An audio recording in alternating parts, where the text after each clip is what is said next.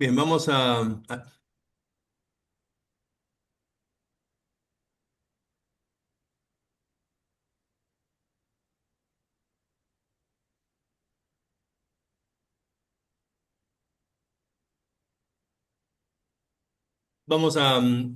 tratar de concluir lo del prólogo. No sé si tienen algo que comentar, o de repente quizás alguna pregunta que tengan hasta lo que hemos ido avanzando o algo que...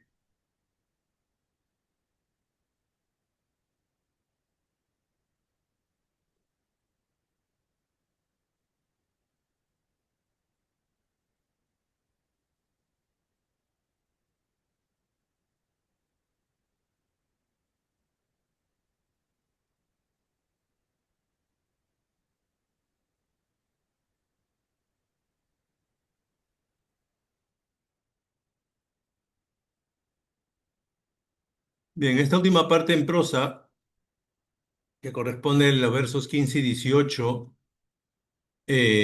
bueno, en un primer momento hay una nueva alusión a Juan el Bautista, que como hemos dicho en este papel, más que señalar el tema del bautismo o del ejercicio del bautismo, el autor no busca subrayar sobre todo este tema del bautismo, sino más bien la personalidad de Juan como quien prepara la venida del Señor, ¿no?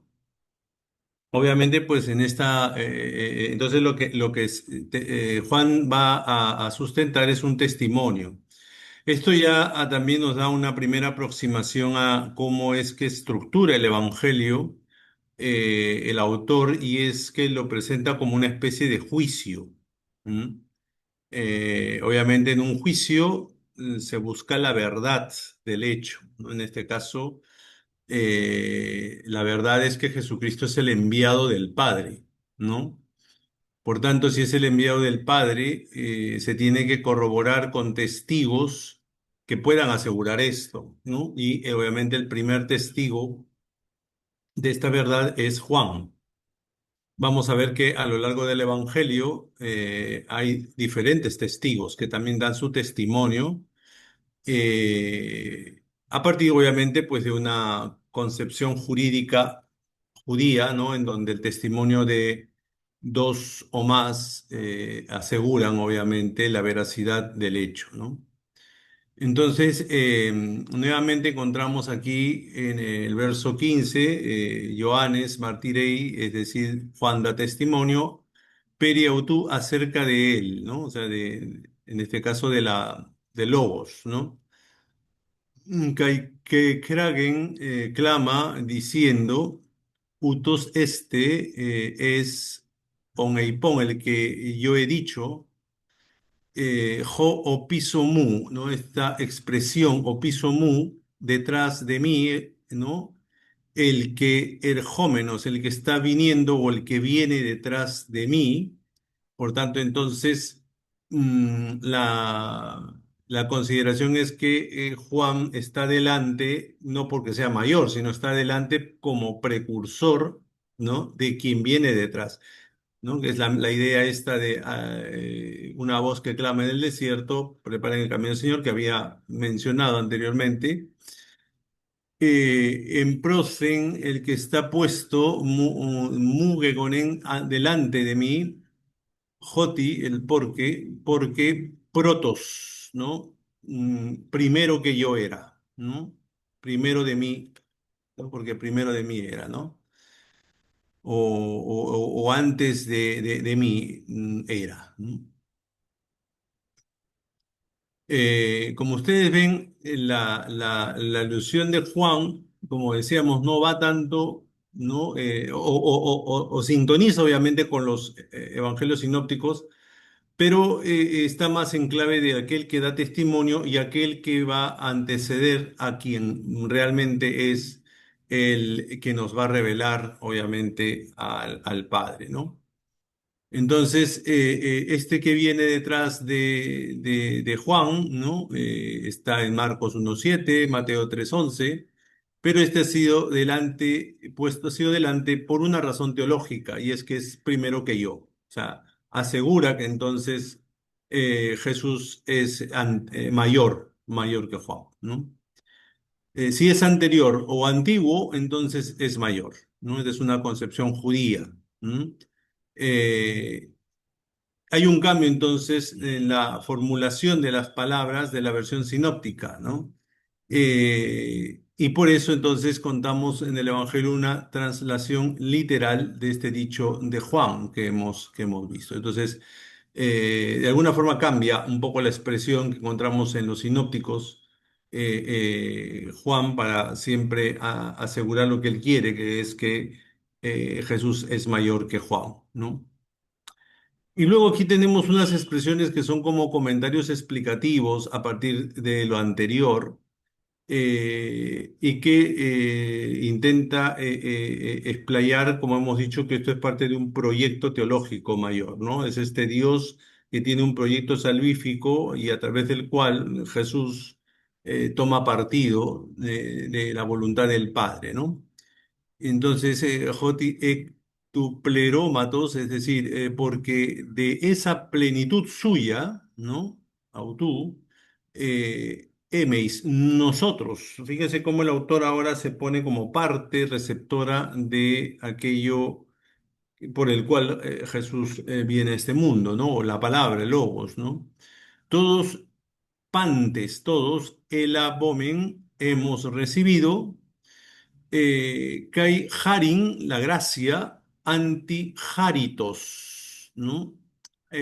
Obviamente, esto es una expresión que si lo ponemos más o menos en una traducción prácticamente literal sería gracia contra gracia, ¿no? Porque anti es lo contrario a, ¿no? Pero parece que la significancia no estaría tanto en relación a un contra, ¿no? Sino que habría una sucesión, es decir, igual que Juan, una preparación, pues tenemos una gracia que prepara otra gracia, ¿no? Eh, entonces podría traducirse gracia tras gracia, ¿no? Más que gracia contra gracia, ¿no? Eh, y esto otra vez nos pone en un tema importante, que es la relación siempre entre la continuidad y discontinuidad del Evangelio en relación al Antiguo Testamento, ¿no? Entonces, nosotros hemos recibido, y por tanto hay una herencia judía que asume la comunidad cristiana o la comunidad juánica en este caso, en la cual hay una explicación, y es que Joti Onomos, la ley, di a Moisés, la ley fue 12, fue entregada por Moisés, se supone que esta sería la primera gracia, pero esta gracia que ahora viene, ¿no? Haris kai aletheia, es decir, la gracia y la verdad, ahora se añade el tema de la verdad, otro tema interesante en el Evangelio de Juan, que está revelado obviamente a para qué vino Cristo. Él es la verdad, no tanto por un tema intelectual, que es lo que a veces se confunde mucho, incluso un poco saliéndonos del contexto de lo que estamos analizando exegéticamente. Igual a veces pasa esto en la dimensión un poco teológica y esto, ¿no? De que la verdad entendida siempre como una cuestión intelectual, ¿no? Es conseguir que esto sea la verdad. Y claro, esa verdad hace que todo lo demás no tenga sentido, ¿no? Obviamente aquí la verdad está en relación a una persona y un plan salvífico, que es por medio de Jesucristo se nos otorga la salvación. Esto es algo más que una verdad intelectual, está relacionada a una verdad existencial y una verdad que, como ustedes ven, es vista desde diferentes aristas, ¿no? De diferentes perspectivas, ¿no? Que es justamente la vinculación entre esta gracia de la ley con la gran gracia que es Jesucristo. Por tanto, tendría que haber algo que ver y no es que se derogue de por sí la ley. Tiene que haber una vinculación, ¿no? Entonces, por la gracia y por la verdad, ¿no? Que es dada por Cristo Jesús. Y aquí, como les digo, en el verso 17, subrayenlo, porque aquí es por primera vez donde aparece el nombre de la persona, ¿no? Jesucristo. Es obviamente ya un nombre compuesto, muy utilizado por Pablo, sobre todo, ¿no? Donde obviamente se le atribuye como nombre propio el término ungido, Christu, que es la traducción griega de el Mesías hebreo, ¿no? Eh, y ha llegado justamente o ha surgido o ha acontecido el egeneto, ya saben ustedes cómo va sonando, pues esta gracia, vamos a llamarla plena, ¿no? Entonces, estamos, como decía, un nuevo comentario explicativo. Suponemos que está hablando el autor y no Juan. O sea, esta parte ya de los versos 16-17 pareciera que ante lo dicho de Juan, como que ya no es Juan el que está hablando, ¿no? Es el autor. Y entonces nos habla del plerómatos, ¿no? Esta plenitud del designio salvador ofrecido una gracia tras gracia, y entonces se manifiesta a modo de una recreación, por eso que se utiliza estos dos conceptos que se aplican a Dios, ¿no? Que es el favor, la misericordia, el gesed en hebreo, y la verdad, emet, en función de la firmeza, ¿no? La verdad es como la firmeza en hebreo, ¿no? No habría entonces sentido de oposición, sino de superioridad entre el don de la gracia recibida sobre el don de la ley de Moisés, ¿no? Claro, si esto es un comentario explicativo, tendría que haberse introducido en torno al conflicto, ¿no? Entre el judaísmo fariseo rabínico del año 80, ¿no? En donde, pues, la clave interpretativa era la ley, a partir de esta sinagoga judía, esta reestructuración del judaísmo del año 80, mientras que la comunidad cristiana, la clave interpretativa es Cristo, ¿m? Es Cristo. Eh, y como vamos a ver en algún momento, aquí lo señalo Juan 5 45 al 46, hasta el mismo Moisés es quien daría testimonio de que Cristo es la plenitud de la verdad, ¿no? Bien, por último tenemos el verso 18 que también es un añadido, un comentario explicativo, ¿no? Seón está en acusativo, no está en nominativo, por tanto es a Dios, ¿no? A Dios. Udey dice, ahora que nadie lo ha visto pópote, nada, jamás, a Dios a nadie ha visto jamás. Y es más bien el monógenes Theos, el unigénito, el único hijo de Dios. Este es un término muy propio de Juan, el único hijo de Dios. Unigénito, el Joon Eiston Colpón, el que está sentado, el que está en el seno del Padre, el que está en el seno del Padre, es decir, junto al Padre, otra vez en relación a lo que hemos dicho al comienzo del prólogo, es el único que puede darnos a conocer, ¿no? Exegesato. ¿No? Entonces, fíjense ustedes que esto es también una revisión del Antiguo Testamento. Ustedes saben muy bien que a Dios nadie lo puede ver jamás. Es un ser espiritual, a Dios nadie lo ha visto. Por tanto, entonces, ¿cómo uno puede? Estamos hablando en relación a las mediaciones, pues, de Dios, ¿no? O sea, Dios se utiliza de mediaciones. Pero en el caso del único Hijo de Dios, estamos hablando de aquel que está en el seno del Padre, es el único que puede darnos a conocer. Por tanto, aquí tendríamos quizás algún cuestionamiento en torno a algunos grupos de personas dentro de la comunidad, quizás que desde la dimensión carismática entenderían que pueden no tener relación mediada, sino directa, ¿no? Una especie de visionarios. Si ustedes recuerdan el pasaje de Tomás, ¿no? El ver para creer, famoso ver para creer, ¿no? ¿Se acuerdan ustedes que los discípulos dicen a Tomás, ¿no? Hemos visto al Señor, ¿no? Y Tomás no quiere creer. Entonces, y él quiere tocar, ¿no? Y luego viene el elogio de Jesús, de dichosos aquellos que creen sin haber visto, ¿no? O sea, es creer en el testimonio de aquellos que recibieron el testimonio del Hijo de Dios, ¿no? Obviamente, pues esto es un paso y es un salto cualitativo en cuanto a la fe, ¿no? Y parece que en el contexto de las comunidades juánicas, pues esto, por eso este sería una glosa incluso posterior también, que revela más bien un problema interno, comunitario, el Evangelio de Juan, ¿no?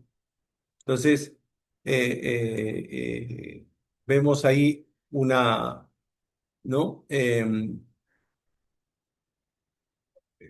Por ejemplo, incluso las anotaciones en el Antiguo Testamento, por ejemplo, el caso de Moisés, que no, ¿se acuerdan? Hay un pasaje también donde él pide ver el rostro de Dios y Dios no se lo permite, ¿no? Elías en la en el monte Oreb, ¿no? Igual lo mismo, ¿no? No ve el rostro de Dios. Entonces, es todo ese tema de lo mediato, ¿no? Lo mediado, la mediación, ¿no? Entonces, siempre en la tradición judía el ver a Dios era un atrevimiento, ¿no? Nadie podía salir vivo de esa experiencia, ¿no? Pero vemos que el deseo de Dios ahora se invierte porque es Dios el que abre su acceso a que pueda ser contemplado por medio del Hijo, ¿no? Por tanto, entonces, no ha acabado Dios su designio creador, dando existencia al hombre. Lo acaba al engendrar al Hijo y comunicándole su propia divinidad. Tanto la acción creadora alcanza su cumbre en la paternidad de Dios. Solo Jesús, por su experiencia personal e íntima, puede expresar entonces lo que Dios es. ¿No? Lo que Dios es. Como les decía, aquí puede ser una aclaración de suponer la existencia de un grupo de cristianos que se jactarían de experimentar visiones al estilo de la apocalíptica judía, cosa que para este autor rebajaría el testimonio de los testigos oculares, ¿no? Que contemplaron al unigénito de Dios, al resucitado, pero ahora está exaltado en el seno del Padre. Por tanto, es el único que puede conceder acceso a conocer a Dios, ¿no? Entonces, como le decía, ahí estaría aludido y ahí estaría un poco explicado el relato de la aparición con Tomás y los 12, ¿no? Entonces, esta forma de comenzar la biografía de Jesús, que hemos dicho que esta es la parte del origen, imprime a todo el relato un tono particular, pues lo que se va a contar sobre él es la revelación de una realidad trascendente. Trascendente. Em, bien, entonces, hasta ahí tenemos esta hoja de ruta, esta introducción, este prólogo eh, que nos ha dejado el autor o el redactor final para poder introducirnos en el texto bíblico, ¿no? ¿Sí? ¿Alguna inquietud, por favor? Pregunta. Después de ahí, no sé, después se asustan cuando uno les hace la pregunta en el examen y están ahí medio, ay, que no sé qué, no he respondido, que no sé cuánto. Mm. Quería decir algo, ¿no? Como Sí. lo que he entendido de la explicación, ¿no? Veo que, ¿cómo se llama? En este prólogo, el autor presenta a Jesús, lo que él es. También presenta a Juan Bautista como el que da testimonio, ¿no? A este Jesús.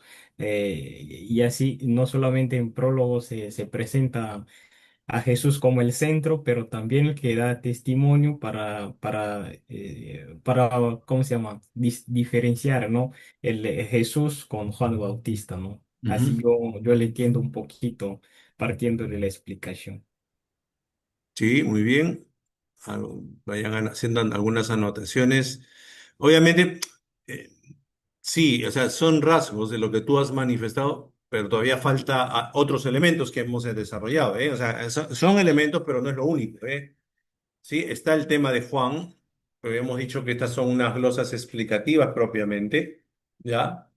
en relación obviamente al rol de Juan, porque también tendríamos que pensar, y ahora justamente lo vamos a ver con el caso de la continuación del prólogo, ya en la parte narrativa, el rol de los discípulos de Juan. O sea, entonces es posible que hay algún tipo de contacto entre los discípulos de Juan y las comunidades juánicas, ¿no?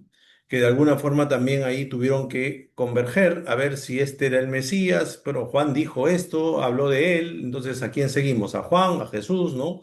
Entonces eso está allí, ¿no? Pero hay otros elementos también, hemos hablado, por ejemplo, de la consideración de la preexistencia, de este concepto de preexistencia, y hemos referido al tema de la sabiduría, el peligro de no caer o no cuestionar el monoteísmo, y entonces la preocupación que tiene el autor dentro de esta posible sustrato de una composición hímnica litúrgica que considera esta devoción ya diádica en relación a Jesucristo, ¿no? Sin romper el monoteísmo, pero ya se veneraba al que se le llama Kyrios, por ejemplo, ¿no? Y la asimilación de que si el plan salvífico de Dios es la salvación, este tiene que también haber estado en la creación, ¿no? Pues es la relación lógica, ¿no?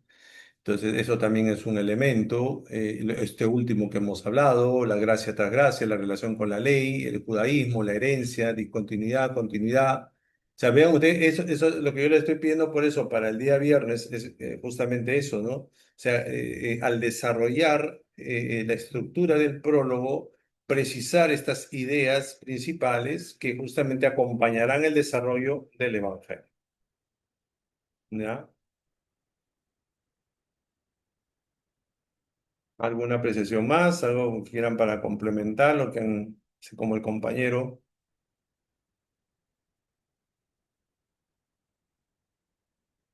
Pueden prender sus cámaras, por favor, porque si no, no los veo ahí. Y no me pongan el pretexto de que no tienen luz o no tienen carga y no sé qué vainas. ¿Ya? ¿Alguna consideración?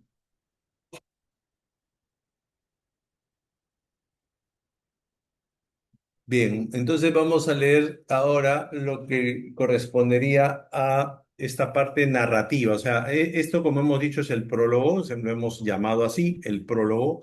No es porque va a decirnos cómo hizo el evangelista, sino más bien de qué trata el evangelio propiamente, ¿no? Y ustedes ven ustedes ahí que a partir del verso 19 hasta el verso 51 de sus Biblias, vamos a encontrar como un bloque narrativo que de alguna forma también está hablando del origen de Jesús, ¿no? ¿Se acuerdan? Hemos dicho también dentro de la estructura de los evangelios son tres bloques, ¿no? El bloque del origen, los hechos y dichos y la muerte heroica, ¿no? Estas biografías helenísticas es el modelo de los evangelios. Entonces aquí tenemos, vamos a poner un origen dividido en dos partes. Una parte, esta composición híbrida que hemos dicho, que le hemos atribuido el prólogo, y luego tenemos un segundo bloque más narrativo, en donde los personajes van a ser Juan el Bautista, por una parte, ¿no? Que ahora sí conecta con lo que dijo anteriormente el prólogo, y los discípulos, los primeros discípulos, o una tradición en relación a los primeros discípulos de Jesús. Y vamos a notar aquí que algunos están vinculados a Juan también, ¿no? ¿Ya? Quizás aquí nosotros tenemos la visión todavía de los primeros discípulos como los sinópticos, ¿no es cierto? Los pescadores, están en Galilea, ¿no? Mateo, el publicano, bueno, son los primeros relatos vocacionales que tenemos, los sinópticos, pero aquí vamos a ver otra manera de enfocar el tema del discipulado, ¿no? De los primeros discípulos de Jesús, ¿ya? Muy bien, vamos, alguien que lea, por favor, del verso 19 al verso 19 al 34, ¿ya? Poquito de corrido lo leemos. A ver, alguien que pueda leer despacio.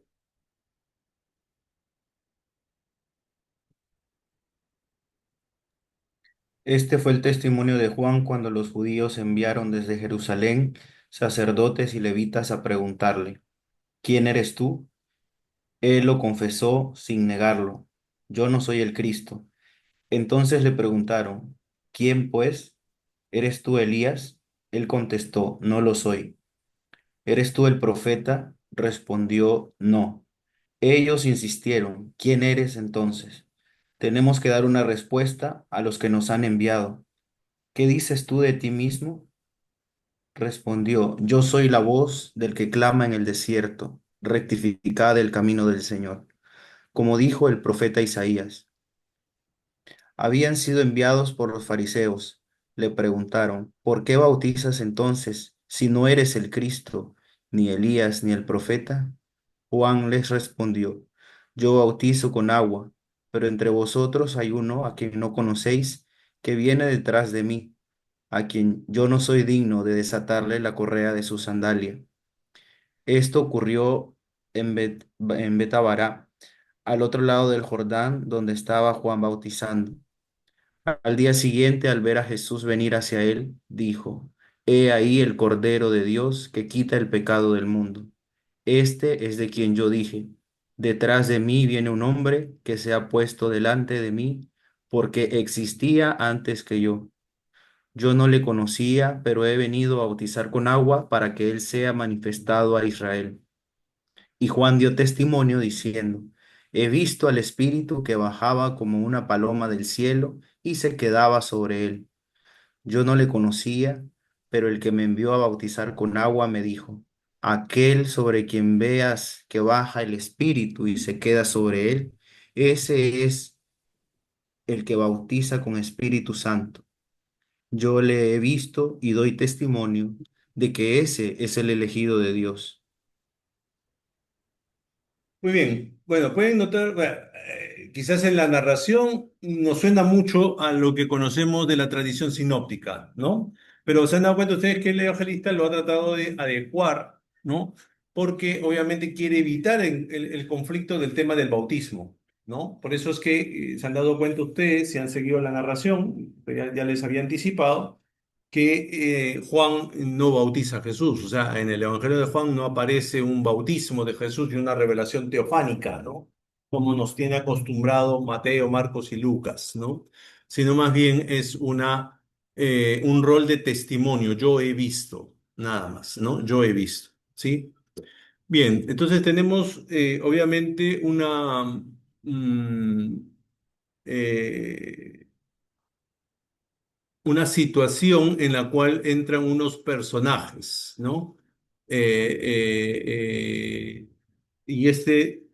en el verso 19, ¿no? Aparecen unos personajes llamados los judíos. Acá hay una personalidad corporativa, ¿ya? En el Evangelio de Juan, este término los judíos estarían en relación a la problemática de la sinagoga judía que ya estamos constantemente recordando, ¿no? Después del año 70 viene la reestructuración, el judaísmo fariseo rabínico, ya el cristianismo recién aparece separado, distinguido de esa sinagoga judía como tal, ¿no? Acuérdense que estamos en la segunda generación de cristianos, ¿no? Por tanto, entonces, este personaje corporativo va a ser importante en el Evangelio de Juan porque ya nos está dando a entender que el contexto es el contexto de identificación del cristianismo. O sea, tienen que distinguirse de los judíos que están ejerciendo también una cierta hostilidad y una cierta presión, y más aún en estas comunidades juánicas, ¿no? Que quizás están no en Jerusalén directamente, pero cerca de Judea, ¿no? Bueno, y entonces en el marco del testimonio de Juan, ¿no? Aparecen enviados por estos judíos, ¿no? Enviados por estos judíos, aparecen sacerdotes y levitas, ¿no? Em, quizás, bueno, ya ante la destrucción de Jerusalén ya no hay sacerdotes, ese grupo desapareció después del conflicto, ¿no? Pero el autor quiere introducirlos como los interlocutores de un diálogo con Juan, porque en la memoria está que estos sacerdotes y levitas son los que se encargan de ver todo el tema cultural y de fondo el tema va a ser preguntar a Juan qué cosa estás haciendo, con qué autoridades es tú unas purificaciones de este tipo, ¿no?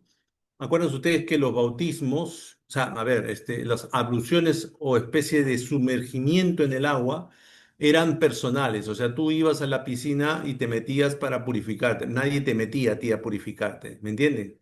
O sea, no es que otro me purifique, o sea, cada uno se purificaba. El caso de Juan era diferente, era Juan quien los metía al agua a la gente. Entonces, claro, aquí hay un tema de purificación, o sea, ¿con qué autoridad tú puedes hacer esto en el fondo, ¿no? Si supuestamente quienes están llamados a hacerlo, parece que en la concepción judía eran ciertos personajes que iban a anteceder la venida del Mesías. Acuérdense que la expectativa, perdón, la esperanza mesiánica, ahí vamos tratando de aclarar conceptos para que ustedes vayan tomando nota. La esperanza mesiánica implicaba el hecho de que iba a venir este enviado de Dios a restituir el reino de Dios, ¿no? Todo lo que ya ustedes conocen. Pero el problema era que la expectativa no era la misma en todos.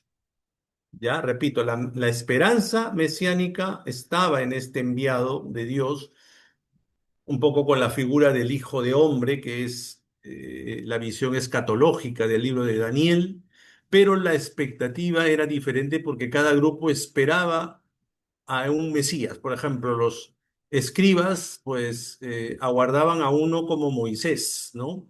Y esto está en el libro del Deuteronomio, ¿no? Vendrá uno como Moisés, uno como el profeta, ¿sí? Porque se atribuye a Moisés el término profeta, no porque sea profeta como Isaías, Jeremías, sino que como es el portavoz de Dios, ¿no? Otros esperaban un sacerdote, perdón, un Mesías sacerdote, como por ejemplo los esenios estos, ¿no? Que esperaban un Mesías sacerdote, una reconstrucción de un nuevo templo, etcétera. Entonces, otros los elotas en tiempo ya de la guerra judía, pues un Mesías caudillo, ¿no? Entonces, la expectativa era diversa, ¿me entienden? Pero la esperanza mesiánica era única, o sea, va a venir este. Entonces,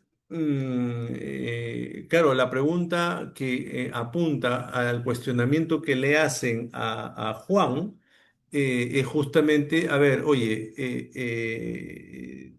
¿eres tú o quién eres en realidad? ¿No? O sea, ¿con qué autoridad, qué es lo que tú haces aquí? ¿Cuál es tu rol, de alguna forma, ¿no?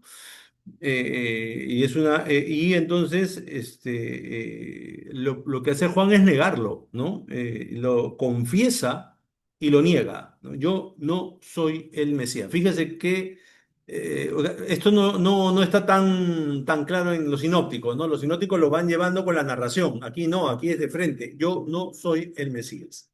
Y entonces ellos pasan a preguntarle, bueno, entonces, ¿qué? ¿Eres acaso tú Elías? Ya nos mete a este personaje, creo que en algún momento hemos hablado. Elías está muy presente en la mentalidad judía por su famoso regreso, ¿no? Acuérdense de que este personaje no murió en la tradición bíblica, ha tenido que morir, ¿no?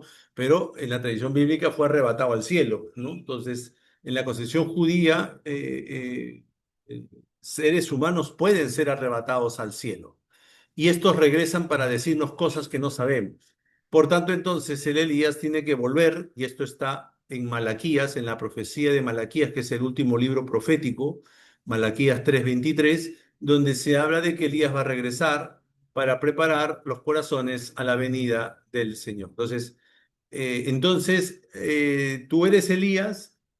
Esto, fíjense, está muy diferente a la versión sinóptica, porque acuérdense ustedes que en la tradición sinóptica sí se le aplica a Juan el que sea el Elías que tenía que venir, ¿no? ¿Se acuerdan?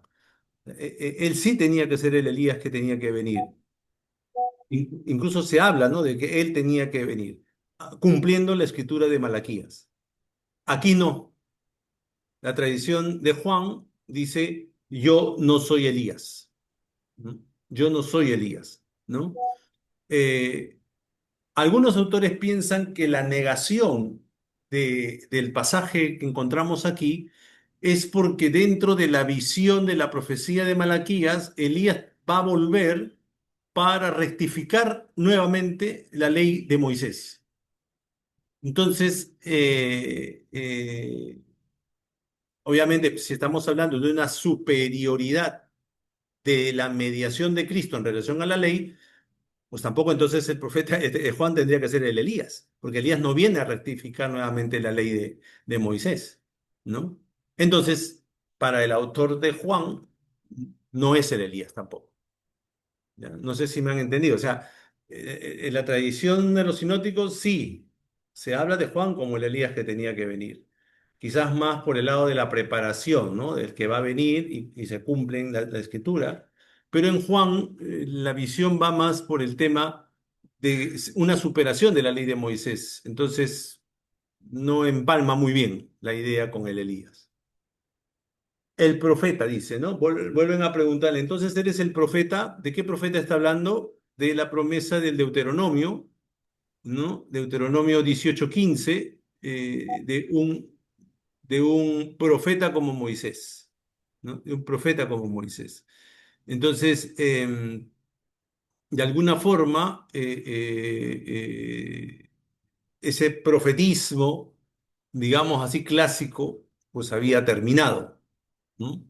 Y entonces el profeta tampoco asume, Moisés, perdón, Juan el Bautista asume la idea del profeta como Moisés, porque ya el profetismo está dando paso ahora a una nueva manera de comunicarnos las cosas a través de Jesucristo, ¿no?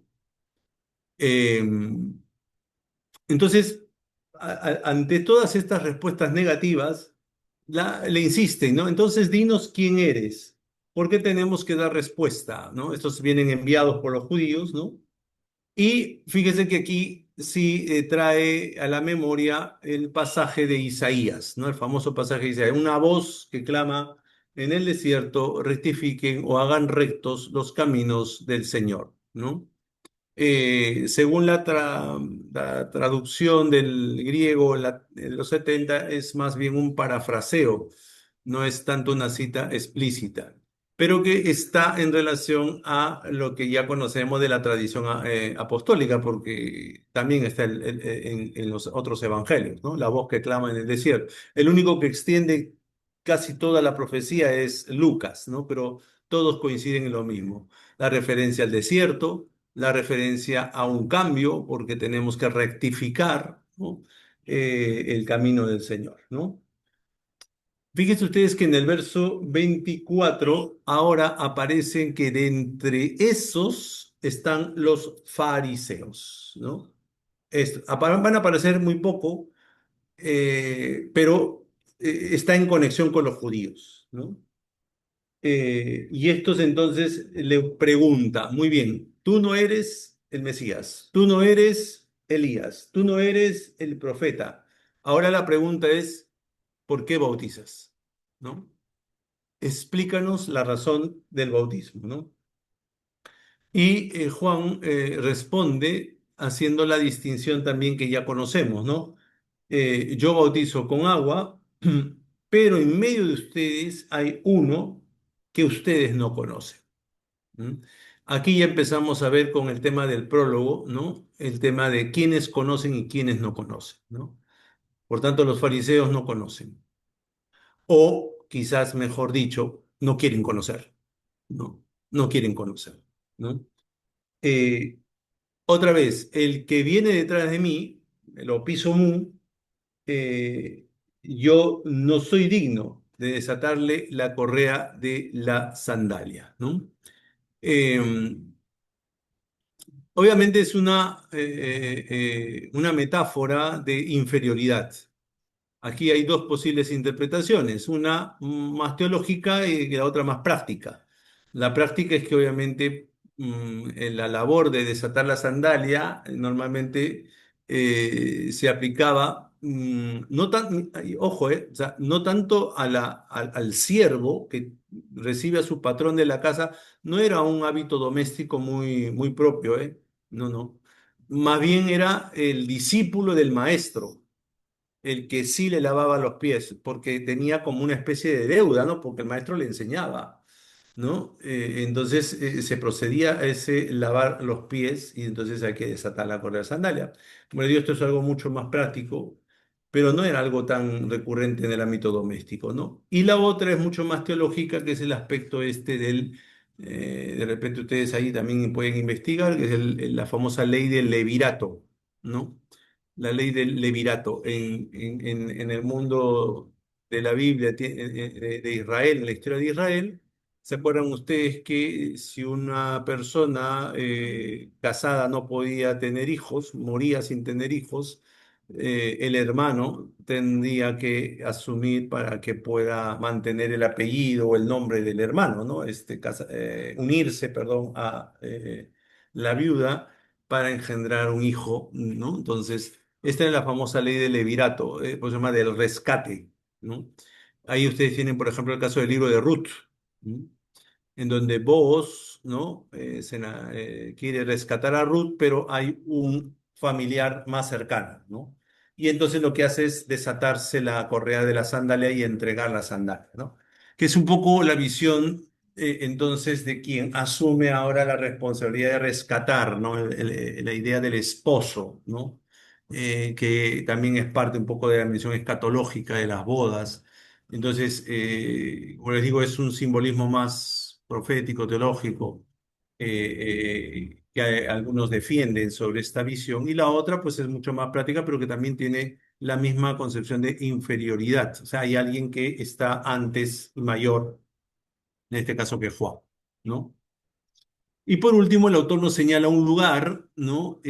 Un lugar que puede sonar conocido, Betania, es un lugar conocido en la Biblia, pero el problema es que más bien nos ubicaría en otra Betania, porque esta Betania conocida es más bien en Judea, y por eso el autor de repente alude a Betabara, un término que aparece en algunos manuscritos que significa lugar de paso, ¿no?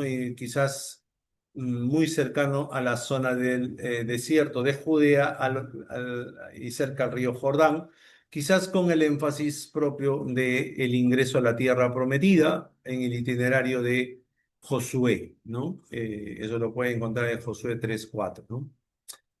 Bien, entonces, como ustedes ven, en el caso de la visión de esta primera parte, prácticamente todo es tan negativo, ¿no? Porque Juan ya ni siquiera el Elías, ni siquiera el profeta, ni siquiera, no, este es nada más que aquel que viene a anticipar la venida del que viene detrás de mí, de Juan, y que es mayor, ¿no? Muy bien, a continuación tenemos un, un corte temporal o una inserción, mejor dicho, temporal, ¿no? Al día siguiente. Fíjense ustedes que el autor va a estructurar toda esta sección en función de una semana judía, ¿no? De 7 días, ¿ya? Un septenario. Entonces, si hemos dicho que fueron estos enviados a hablar ante Juan, ya tenemos un día. Ahora estaríamos en el día siguiente, segundo día. Luego en el verso 35 en sus Biblias viene al día siguiente, sería el tercer día, ¿no? Eh, y en el verso 43 tienen otra vez al día siguiente, sería el cuarto día. ¿Ven? Están siguiendo, ¿no? Y en el capítulo 2 verso 1 pasados 3 días. Entonces, en total tenemos 7 días, un septenario completo, ¿no? ¿Ya?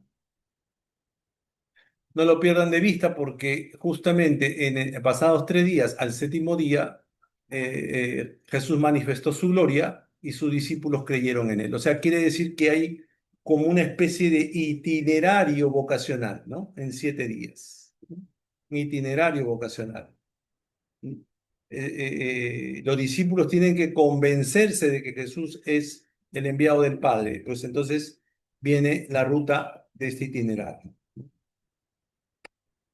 Al día siguiente, entonces Juan ahora vio a Jesús. Aquí sí es otra vez la idea del ver, ¿no? Vio que Jesús venía ante él, ¿no? Y extrañamente lanza un título referido a Jesús. ¿no? Aquí es la primera vez que aparece el nombre Jesús como tal, ¿no? Este es el Cordero de Dios, que quita el pecado del mundo, ¿no? Este es el título, el Cordero de Dios que quita el pecado del mundo. Bueno, aquí tenemos dos ideas claras, ¿no? Eh, ¿A qué nos recuerda el Cordero? A ver qué. Sacrificio, ¿no? Eh, Expiación. la historia de Israel, el Cordero, ¿a qué se asocia normalmente? A la expiación. ¿Alá? Expiación. La segunda parte sí, porque revela el tema de quitarle el pecado del mundo, pero el Cordero como tal, ¿cuál es la asociación más importante para el pueblo judío? La Pascua, ¿no? La Pascua, el Pesaj, ¿no? Acuérdense ustedes que en la salida de Egipto, el capítulo 12 del Éxodo, se desarrolla una comida, ¿no? Donde el centro de la comida es un cordero, ¿sí? Pero que resulta que el cordero no solamente es para comerlo, sino que su sangre tiene que ser untada y entonces pasa el exterminador de los niños y no ataca a los hijos de Israel.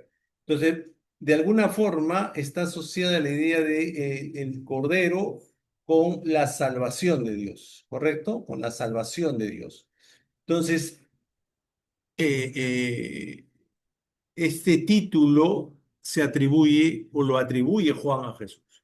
Ahora viene la segunda parte que tú dices, que es, este quita el pecado del mundo. Ahora sí, ¿en qué circunstancia el pueblo judío entiende que se le redime los pecados? ¿No? En la fiesta de la expiación, ¿no? En donde también se sacrifica un animal, ¿no? Pero claro, en ese día se concede el perdón de los pecados, ¿no? La, obviamente el mayor desarrollo, digamos así, exegético apunta más a la idea de la Pascua, ¿no? El sentido de la Pascua.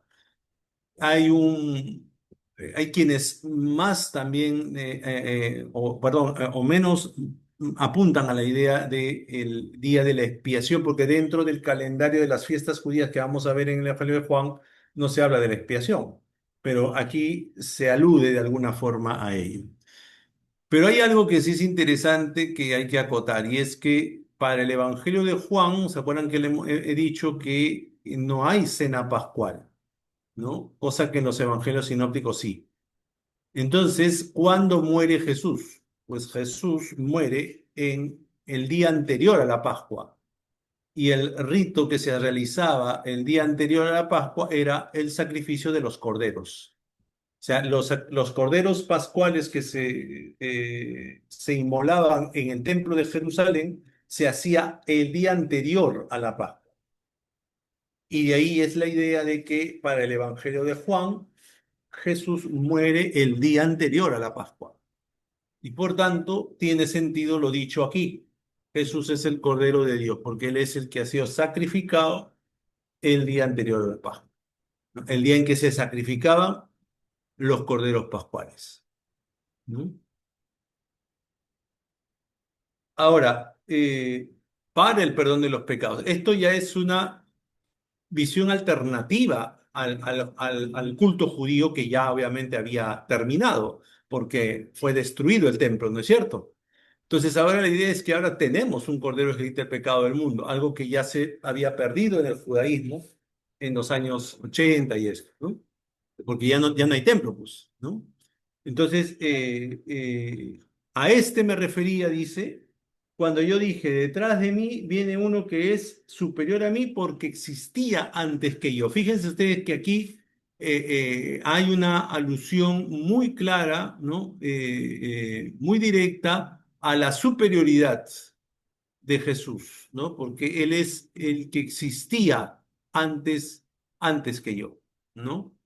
Eh, pero Juan identifica, ¿no? Lo identifica. Ahora sí, ¿no? Porque él también él mismo dice, yo tampoco lo conocía, ¿no? Pero yo estoy aquí porque bautizo con agua, justamente para que Él se manifieste a Israel, para que Él se manifieste, ¿no?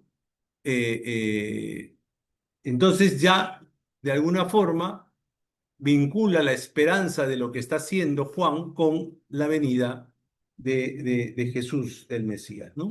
Y por eso entonces, ahora sí, lo único que hace es dar un testimonio, ¿no? A modo de juicio, muy bien, yo pongo mi testimonio. He visto el Espíritu que bajaba del cielo, ¿no? Como una paloma, ¿sí? La misma visión, ¿no? Descendía y yo no lo conocía, otra vez repite, esto es algo muy particular también del Evangelio de Juan, muy repetitivo, pero el que me envió a bautizar con agua, ¿quién es el que le envió a Juan? Se supone que es Dios, ¿se acuerdan ustedes en la primera vez? Es Dios el que le envió a bautizar. Él me dijo, esto es una revelación mística, o sea, esto no es, ¿no? Es una revelación mística. A este me reveló, aquel a quien veas que baja el Espíritu y se queda en él, ese es quien bautizará con Espíritu Santo. Fíjese cómo ha manejado los conceptos de la tradición sinóptica y ha ido armando su propia manera de presentar a Juan. Anticipando ya la manifestación de Jesús a Israel, ¿no? Y como lo he visto, yo doy testimonio entonces que es el Hijo de Dios. Subrayen eso, porque esa es una afirmación categórica. O sea, Juan está diciendo, este es el Hijo de Dios. Con todo lo que dice, este es el Hijo de Dios. Claro, esto, como en los sinóticos, los evangelistas dan la clave al lector, ¿no es cierto? También al comienzo nomás el Evangelio de Marcos dice comienzo del Evangelio de Jesucristo, Hijo de Dios, ¿no? Pues bueno, aquí dentro de la narración confirma justamente la idea que había hecho en el prólogo. Este es el Hijo de Dios. Este es el revelador del Padre. Este es el que nos va a decir las cosas. ¿Mm? Entonces, hasta aquí tendríamos el rol de Juan, ¿no? Ya Juan ha dado testimonio, ¿no? Entonces, ahora viene el impacto de aquellos que se convierten en los primeros seguidores de Jesús frente a lo dicho, ¿no? Y, como les decía, al día siguiente, nuevamente en la marca temporal, otra vez Juan estaba en el mismo lugar, pero esta vez ahora hay dos discípulos suyos. Entonces constatamos de que había seguidores de Juan, como también lo dice la tradición sinóptica, ¿no? De pronto dice que vio Dios que pasaba por ahí y nuevamente dice, este es el Cordero de Dios, nada más, ¿no? Ese es el título, el Cordero de Dios. Y vemos que dos discípulos, ¿no? Eh, Al oír esto, se ponen en camino y siguieron a Jesús, ¿no? Es justamente en este desplazamiento, de esta idea de este itinerario de este nuevo maestro, de este rabí, porque estos dos van detrás e incluso ven que el otro, ¿no? Oye, me están siguiendo, dice, bueno, que buscan, que hacen, ¿no? Y ellos dicen, Señor, queremos saber dónde vives. Es curioso porque habla de rabí, ¿no? Un rabí. Reconocen entonces que es un maestro. ¿Dónde vives? Y él les dijo, vengan y verán, pues convénzanse de la experiencia de este seguimiento, ¿no? Y se afirma que están en la 10ª hora, ¿no? Del día, la hora 10ª, a las 4 de la tarde, ¿no? Obviamente es una hora ya de reposo, porque ya es el momento de volver al hogar, a la casa, ¿no? Para descansar, ¿no? Y entonces, pues se da inicio ahora a la búsqueda y al encuentro, ¿no? La dinámica de la búsqueda y del encuentro de estos seguidores de Jesús, ¿no? El primero que se menciona es Andrés, ¿no? Este, entonces está ligado al discipulado de Juan, pero vamos a ver que se queda en el anonimato el otro discípulo, ¿no? De esos dos discípulos, solo uno se menciona su nombre, ¿no? Andrés. De aquí es que algunos hayan propuesto la posibilidad de que ese otro discípulo sea este discípulo amado, ¿no? Aunque no es tan certera la afirmación porque, como hemos dicho, más bien el discípulo amado aparece en la segunda parte del Evangelio. Aquí no tanto, la primera parte, lo digo, los signos, ¿no? Y este sería de alguna forma el prólogo al libro de los signos, ¿no? Entonces, obviamente aquí ya estamos jugando con el tema de que el autor sabe que la comunidad conoce a la gente, ¿sí? O sea, no lo pone como una narración en la cual uno como que va entrando en la narración poquito a poco. No, no, aquí él ya sabe, ya conoce que la comunidad juánica conoce muy bien a los personajes de los cuales va a hablar, ¿no? Y entonces de frente pone, ¿no? Andrés era el hermano de Simón Pedro, ¿no? No tiene problema, ya no lanzó a Simón Pedro. Entonces, quiere decir que la comunidad conoce quiénes son, ¿no? Este era uno de los dos que le siguieron, ¿no? Y este encuentra primero a su propio hermano Simón. Fíjese que Andrés es un nombre griego, ¿no? De varón, de hombre. Simón es un nombre judío y Pedro es un apodo, ¿no? Referido a piedra, que como ustedes también ven, en la tradición sinóptica se le aplica a Pedro como un elemento simbólico y teológico, pero aquí no, aquí sí se le planta como un nombre, Simón Pedro, ¿no? Entonces, ¿qué le dice? Fíjense ustedes que la expresión de Andrés es una expresión en plural. Hemos encontrado al Mesías, título judío, ¿no? Al Mesías, a ese esperado, ¿no? Y el autor traduce este término al griego, Cristo, que quiere decir Cristo, ¿no? Eh, eh, entonces lo llevó. Fíjense ustedes que la cadena va por el tema de Andrés, ¿no? Él es el que le lleva a su hermano ante Jesús, ¿no? Y cuando lo vio, Jesús le dijo, tú eres Simón, el hijo de Juan, alude a su padre, que era la expresión más propia del mundo judío, ¿no? Eres el hijo de, ¿no? Tú serás llamado Cefas. Aquí aparece el término arameo de piedra, que en este caso es el... Entonces, como usted ve, el autor da una explicación tardía de por qué se llama Pedro, ¿no? ¿Ya? Y el término Cefas aparece aquí en el Evangelio de Juan y también en Pablo, ¿no? Aparece el término Cefas en la carta a los Corintios, en la carta a los Gálatas, ¿no?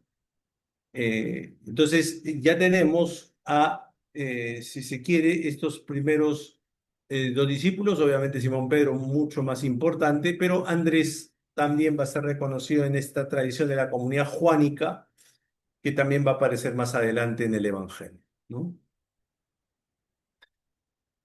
Ahora la situación cambia. ¿Por qué? Porque en el verso 44, 43, otra vez al día siguiente, cuando estaba queriendo, dice el texto, salir para ir a Galilea, o sea, estamos más o menos, si queremos seguir la línea geográfica del sur de Judea, está subiendo a Galilea, ¿no? Perdón, bajando a Galilea, ¿no?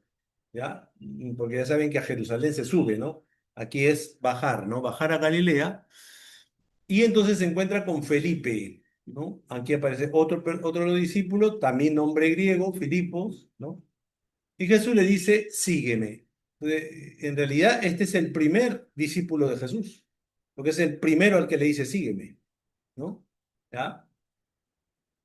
Felipe era de Betsaida, ¿no? De la misma ciudad de Andrés y de Pedro. Aquí es un poco extraño, ¿no? Porque en la tradición sinóptica parece que Pedro y Andrés eran de Cafarnaúm, porque tenían una casa ahí, ¿no? Aquí tenemos otra tradición, es de Betsaida, y Betsaida es una aldea cerca del mar de Galilea, pero no está dentro del territorio judío, ¿no? Sino más bien es al otro lado del Jordán, el ámbito griego, obviamente, ¿no? Felipe entonces encuentra a Natanael y le dice, el que escribió Moisés en la ley y los profetas, o sea, Felipe le cuenta a este otro personaje del que no sabemos porque no está en ninguna lista de discípulos de Jesús, solo va a aparecer en la última lista del capítulo 21 de este evangelio como discípulo, pero no aparece en ninguna otra lista. Fíjense que habla de la relación de la ley de Moisés, ¿no? Algo que habíamos dicho también en el prólogo. Lo hemos encontrado, lo hemos hallado, ¿no? Jesús, fíjense ustedes, ¿se acuerdan que le dije, ¿no? A Simón, tú eres hijo de Juan. Aquí que aparece, este es Jesús, hijo de José. Ese es el título como le conocían. O sea, quiere decir que a este lo conocen, ¿no? El de Nazaret. Por tanto, y aquí nos habla de de dónde era oriundo Jesús, ¿no? De Nazaret. Pero lo conocían como el hijo de José. Y obviamente la respuesta de Natanael es una respuesta un poco dura, ¿no? ¿Y acaso de Nazaret puede algo bueno salir? ¿No? Algo bueno puede ser de Nazaret. Bueno, parece un dicho un poco muy despreciativo, ¿no? A los nazarenos, a los galileos, ¿no? Estaría un poco en sintonía con lo que hemos visto en la tradición sinóptica de cierta desconfianza de los propios nazarenos, de sus propios paisanos, pero también de otros, ¿no? Pero Felipe también le dice otra vez, ven y mira, vengan y verás, ¿no? O sea, vean que el tema es testimonial, o sea, tienes que convencerte, mira con tus ojos, escucha, ¿no? Todo esto de los sentidos, muy importante, ¿no?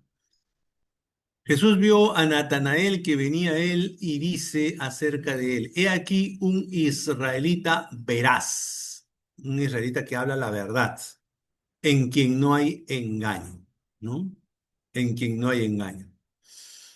Y bueno, esta famosa frase, ¿no? De Jesús, antes de que Felipe, perdón, Natanael dice, ¿no? De dónde tú me conoces? Pues antes de que Felipe te llamara, cuando debajo de la higuera estabas, te vi, ¿no? A ver, pues esto sí es esto es una frase enigmática, ¿no? Todo lo que se ha escrito, todo lo que se ha escrito es expresión mística, porque no tenemos la clave de esto, ¿no? O sea, ¿qué puede significar? Es verdad que la higuera es una planta que normalmente es asociada a Israel, ¿no?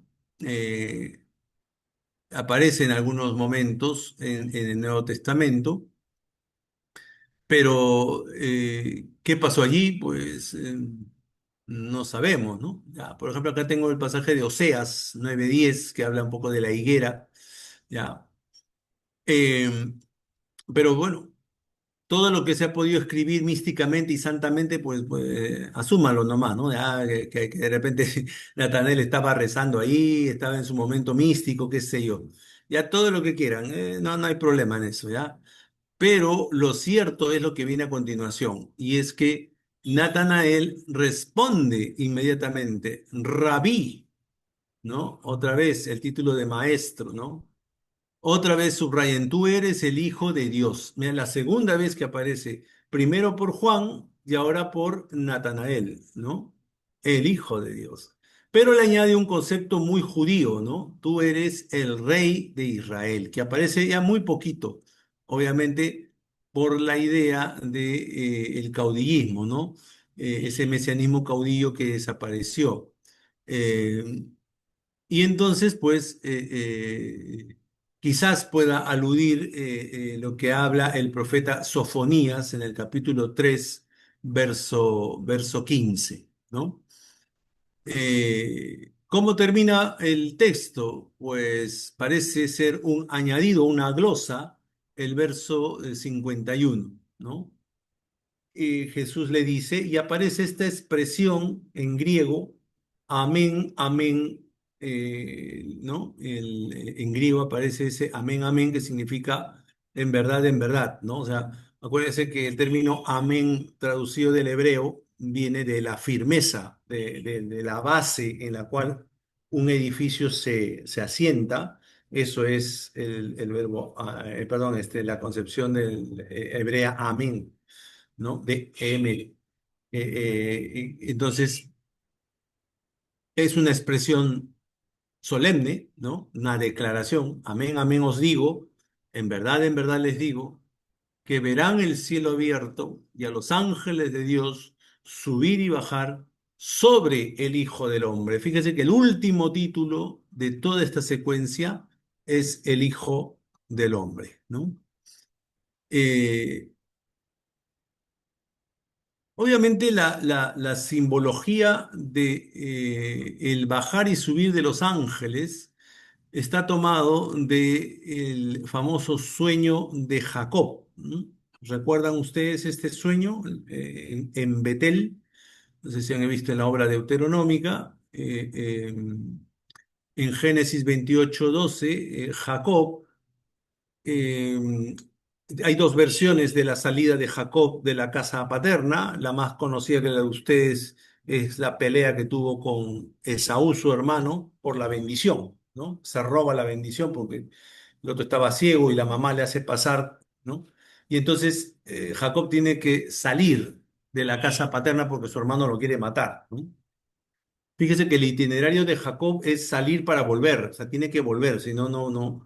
Pero como Jacob sale y tiene que ir a la casa de su madre, o sea, a la familia de su madre que está en Aram, aparece el sueño de Betel, donde él se acuesta con uno y se sueña que están bajando y subiendo ángeles, y entonces él se levanta y se asusta y dice, esta es la puerta de Dios, la casa de Dios. De ahí por eso viene el nombre Betel, ¿no?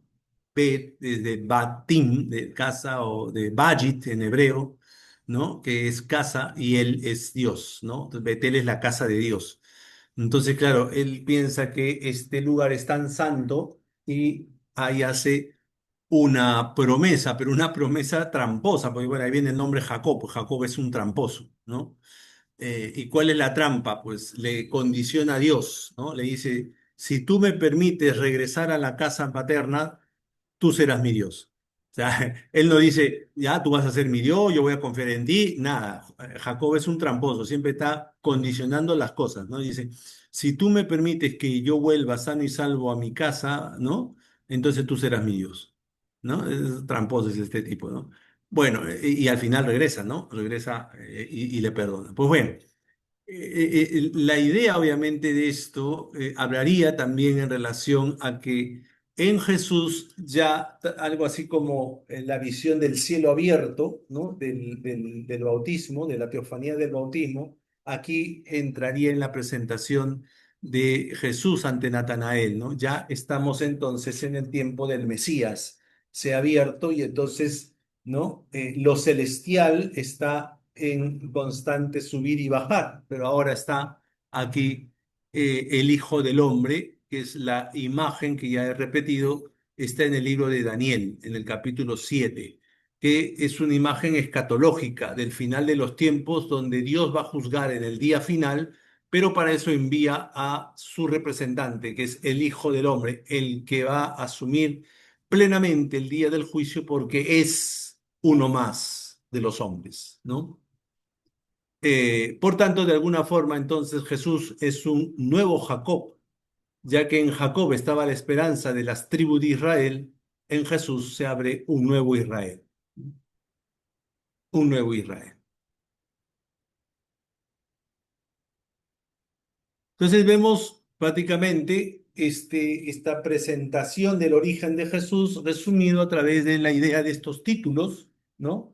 Que culminan obviamente con la que más ha tomado fuerza de todas, de todos los títulos, que es el Hijo del Hombre. ¿Por qué? Porque la incidencia de la encarnación, sobre todo, ¿no? Este es uno de los hombres, ¿no? Esto está en la carta a los Hebreos también, está en Pablo, está aquí, ¿no? Eh, Entonces tenemos Rabí, Maestro, Mesías el Cristo, Hijo de José, el de Nazaret, Hijo de Dios, Rey de Israel, Hijo del Hombre, ¿no? Bastantes títulos que obviamente configuran la persona de el enviado del Padre, que es realmente a lo que va a tratar el Evangelio, ¿no? Ese Jesús es el enviado del Padre. Bien, entonces... Claro, yo entiendo que para muchos de ustedes estos textos son textos vocacionales, se suelen trabajar así, ¿no? De textos vocacionales. Hay fichas vocacionales sobre el llamado de Felipe, de Andrés, de esto, otro. ¿No? Pero ustedes vean que el propósito, obviamente, es presentar quién es el personaje del que va a tratar, ¿no? Que se habla mucho de él, se habla porque Juan lo dijo, se habla porque tuvo la experiencia Andrés, Felipe, Natanael, es ese Jesús que todo el mundo habla, pero en realidad, ¿quién es? ¿No? ¿Quién es? ¿No? Bueno, es el Hijo de Dios, pero como le decía, el énfasis más grande es el revelador del Padre. Nadie ha visto a Dios jamás. Por el Hijo unigénito, Él es el que nos dará a conocer. Bien, ¿alguna pregunta, alguna inquietud, algo que quieran corroborar?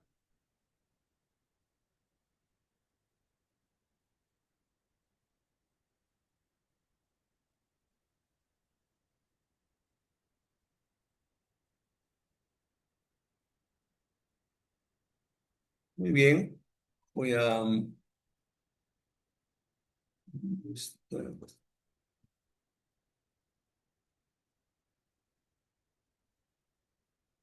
Bien, entonces, eh, la... este prólogo y esta introducción nos abren lo que ya sería la primera gran parte o el primer gran bloque del Evangelio de Juan, que es el libro de los signos, ¿no? El libro de los signos. Como ya les había hecho la anotación, el término signo es muy utilizado aquí, el semellón, o en plural semella, ¿no?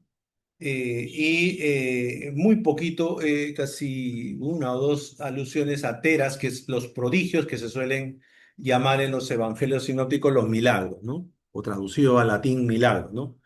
Eh, pero el evangelio de Juan evita y suele llamar signos. Por tanto, entonces, no nos podemos quedar en el signo, sino en lo que significa. Y este es el desarrollo más importante que utiliza el evangelio de Juan, porque al narrar el signo siempre va a llevar como correlato, sobre todo a partir del tercer signo, unos discursos que van a justamente a desarrollar el significado del signo, ¿no?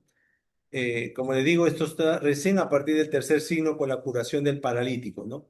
Estos dos primeros signos que vamos a tener, el de una boda en Caná de Galilea cuando cambia el agua en vino y la sanación del hijo del funcionario real, son solamente narraciones explícitas sobre el signo y el significado. Los dos apuntan a que crean los discípulos en Jesús, pero ya a partir del capítulo 5 los signos van a tener unos discursos más desarrollados sobre el significado. Otro aspecto interesante a partir de los libros de los signos es que el autor va a jugar mucho con la ironía o con los llamados malentendidos, ¿no? Ya eso también les he dicho que vayan averiguando, los malentendidos. Obviamente es el discurso de Jesús que el interlocutor entiende al pie de la letra y no en la profundidad de lo que espera Jesús que entienda, ¿no? Entonces, como el caso más verídico, que ustedes también lo conocen, a Nicodemo le dice, tienes que nacer de nuevo, y el otro dice, yo no voy a entrar otra vez a la barriga de la mamá. Claro, está entendiendo mal, ¿no? Eso se llama el malentendido, ¿ya? Luego, la consideración también de que solo tenemos dos alusiones a los signos directamente, que está tanto aquí en la narración de la boda de Caná como también en la narración de la curación del hijo del funcionario real. Ahí terminan diciendo que este fue el primer signo, este fue el segundo signo. Pero ya no tenemos el tercero, el cuarto, el quinto, ya no lo tenemos, ¿no? Eso, de alguna forma, quizás en la redacción ya se fue perdiendo la idea de repetir, ¿no? A cada rato que ese signo era para que crean que Jesús es el Hijo de Dios. Más bien, en el capítulo 20, que ustedes hemos leído, ¿se acuerdan? El primer final del Evangelio de Juan habla de los signos y entonces pareciera que ese final del Evangelio más bien sería el final del libro de los signos, ¿no? Pero decidió el redactor final trasladarlo al final del Evangelio, ¿no? Pero es mucho más probable que ese final de Juan 20, de los últimos versos de Juan 20, sea el final de este libro de los signos, ¿ya? Entonces, pues eso para que, ¿no? Entonces tenemos dos bloques, ¿no? Juan 2 al 11 sería el libro de los signos y el libro de la pasión y gloria, ¿no? O algunos prefieren llamarle solamente el libro de la glorificación, pero todavía hay muchos textos que dicen mejor libro de la pasión y gloria. ¿Se acuerdan cuando vimos las generalidades y el desarrollo del Evangelio de Juan? Hablábamos pues de una posible colección de milagros como una fuente pre-evangélica, en la cual pues el autor toma una posible colección que quizás no sea tan parecida a la del uso de los sinópticos, ¿no? Pero hay algunas narraciones que sí se parecen y que son propias, que es la multiplicación de los panes, Jesús caminando sobre el agua, etc., ¿no? Eh, Entonces ahí yo refiero, ¿no?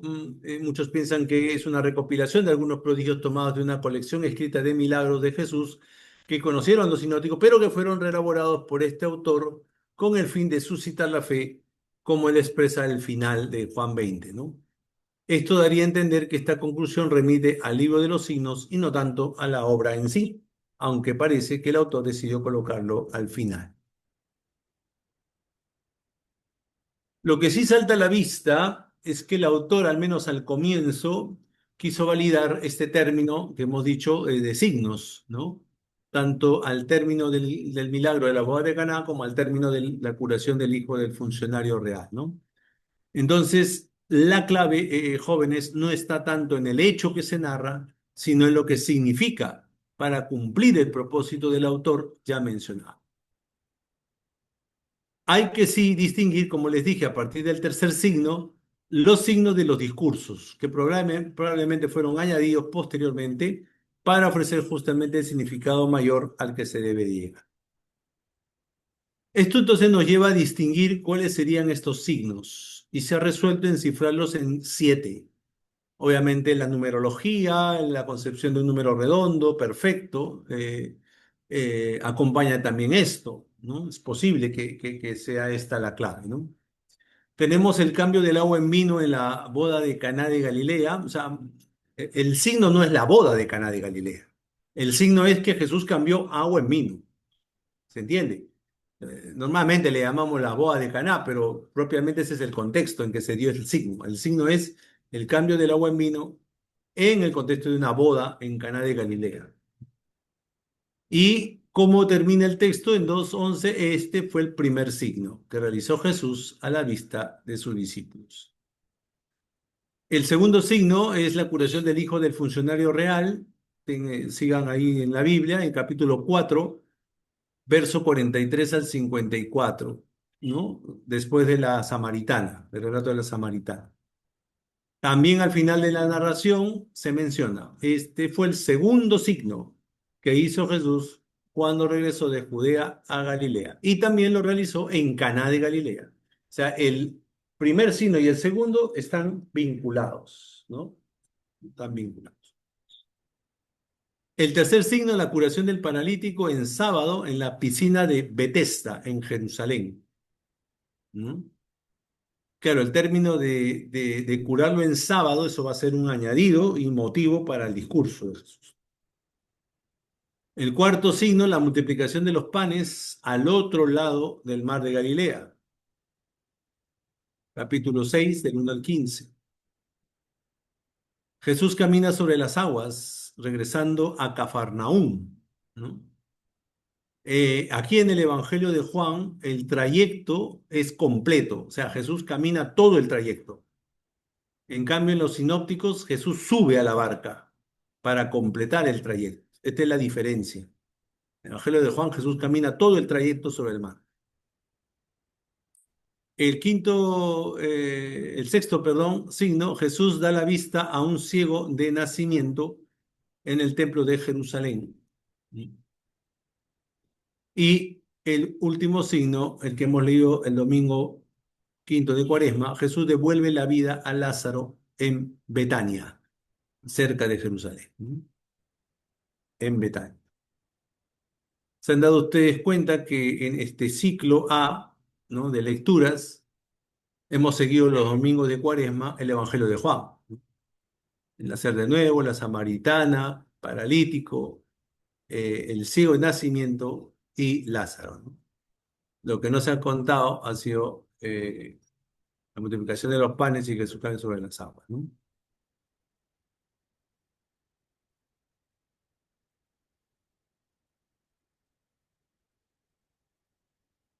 De estos 7 signos, podemos ver la relación que pudiera darse con la propuesta de los milagros de los sinópticos y podemos deducir lo siguiente.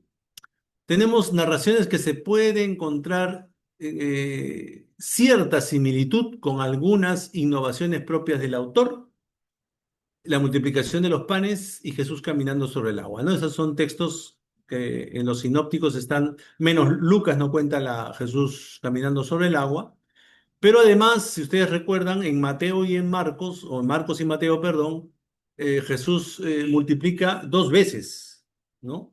Hay un duplicado. En Lucas solamente hay una multiplicación y en Juan hay una multiplicación. Quiere decir que el eje de la narración de la tradición está clara, o sea, la conocen los sinópticos, ¿no? Pero el tratamiento del texto es muy diferente, ¿no? Segundo, narraciones que pueden tener una fuente común, pero ha sido reformulada ampliamente, ¿no?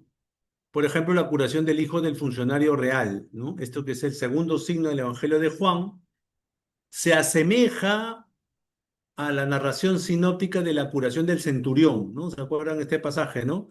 Di una palabra tuya y mi criado se sanará. Pues esa frase es similar en las narraciones sinópticas y en Juan.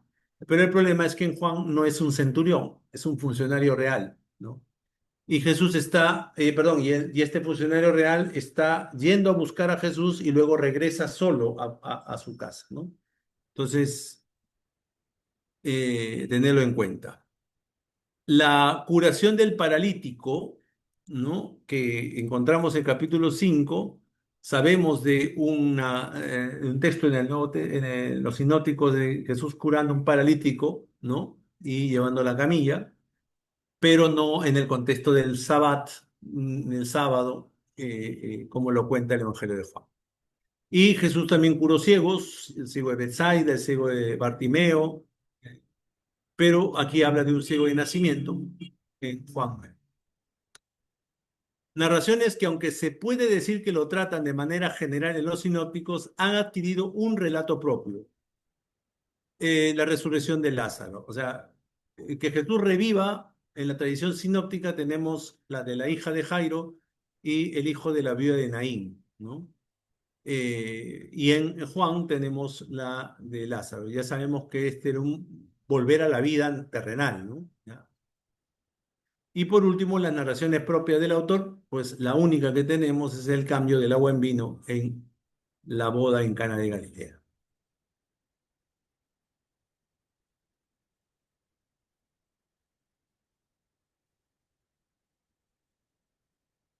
Para terminar, para adentrarnos ya a lo que sería el libro de los signos, con el primer signo, el cual les invito que vayan también haciendo su correspondiente esquema junto con la siguiente narración que es la purificación del templo. Entonces, prácticamente todo el capítulo 2 pues lo veríamos en la siguiente sesión y ahí vamos avanzando, ¿sí? Eh, Estamos entonces ya en una sección narrativa y este texto lo podemos dividir en tres momentos acompañados de un marco introductorio y una conclusión, ¿no? Eh, Tenemos el capítulo 2 verso uno. Justamente hay un marco temporal, ¿no? 3 días después. Les dije que habría que sumar más los 4 días, tenemos un septenario, ¿no? O sea, quiere decir que, si bien es cierto, estamos en otra sección, pero no está desvinculado de lo anterior, ¿ok? Eh, y nos sitúa obviamente entre los invitados a la boda, ¿no?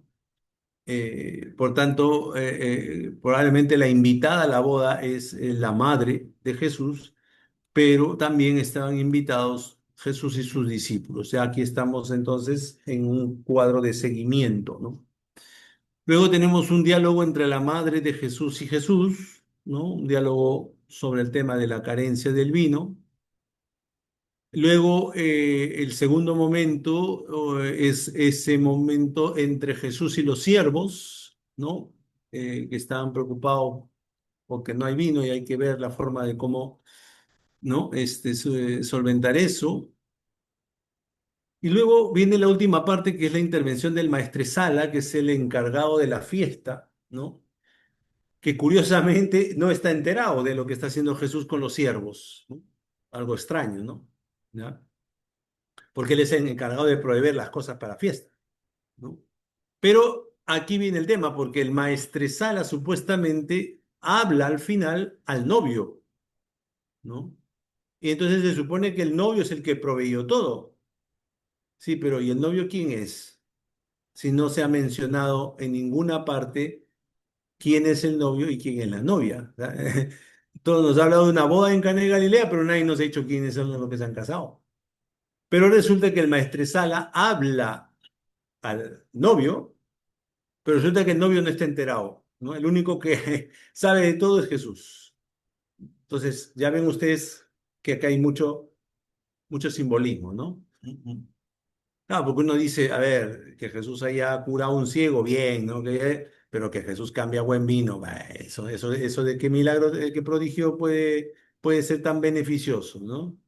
¿No? Contrataríamos a Jesús como animador de fiestas y ahí sí nos resulta bien, ¿no?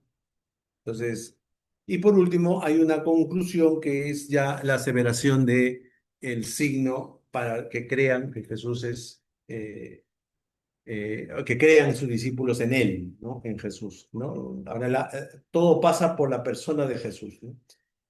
Fíjense ustedes, y con eso termino, en los sinópticos siempre la idea es que Jesús predica el reino de Dios, ¿no es cierto? Jesús predica el reino de Dios.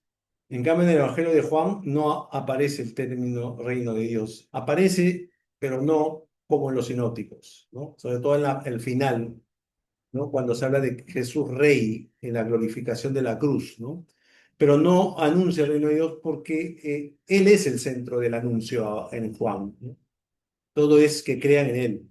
Por tanto, entonces, todo pasa por Él.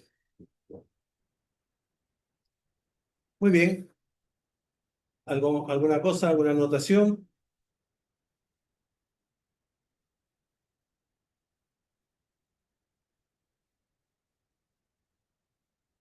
Entonces, quedamos por favor para el día viernes presentar un esquema del capítulo del prólogo, ¿ya? Solo del prólogo, los 18 primeros versos, un poco el esquema, las intuiciones, obviamente pues la parte en prosa, la parte en poesía, que es eh, a qué alude cada verso y si tiene alguna relación a lo largo del Evangelio, con qué otro pasaje en el Evangelio, por ejemplo, pudiera estar relacionado, pues sería bueno también para que se ayuden y se ubiquen ahí un poco, ¿ya? Y lo envían a mi correo, ¿ya? Joseph Airucarrán, Sí, profesor, estoy. Bueno, de con usted. Castaño, Presente, profe, buenos. Caicho, Presente, presente. mm, Ya. ¿Usted estuvo la anterior clase? Sí, sí, Ya, voy a sí, prender la padre. cámara, por favor. Por imán ya. Ya. Presente, profesor. Ciesa, Cielsa, Profesor, Galdós, escribió al chat diciendo que su batería se había acabado. Galdós. Galdós no está, ¿no? No está viniendo, ¿no? ¿Es de su grupo? ¿Usted lo conoce? Prenda su Sí, mic, es de nuestro grupo, pero no pero sé si lleva. no está, tiene dos faltas, ¿eh? Gambale, Presente, padre. Majés, Majés, Presente, profe. Montes, Montes Ramos, tampoco participa. Naranjo, Quispe, Presente. Presente, profesor. Ruiz. Presente. Muy bien, nos vemos la próxima semana. Gracias, profe. Hasta luego.